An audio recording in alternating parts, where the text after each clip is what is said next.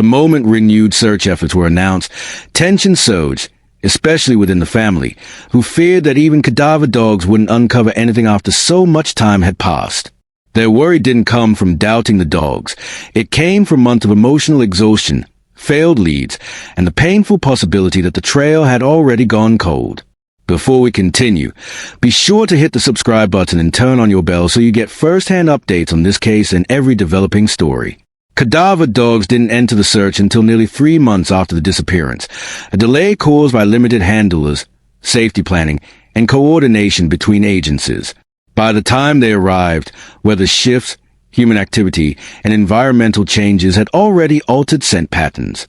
That fed into the family's belief that the dogs might not detect anything meaningful. Meanwhile, public frustration grew steadily. People questioned why the search seemed slow, why resources felt stretched thin, and why investigators approached each step with so much caution. Online discussions were filled with complaints about delays, lack of updates, and the fear that early opportunities had been missed. Much of the confusion came from not understanding what cadaver dogs actually do. They don't search for living individuals. They detect the chemical markers of human decomposition. Their sensitivity makes them incredibly useful, but also highly dependent on timing, scent preservation, and environmental stability. Dense vegetation, wind, rain, heat, soil conditions, wildlife activity, and even contamination from search teams can all change whether a dog alerts or not. The push for renewed searches began only after new tips surfaced, items were recovered, and old intelligence was re-examined. Investigators stressed repeatedly that even if dogs alerted on something, nothing could be confirmed without forensic testing. A canine hit is an indicator, not proof.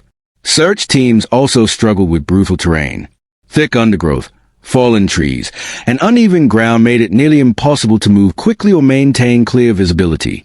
Scent traveled unpredictably through the heavy brush, creating a constant challenge for handlers and volunteers.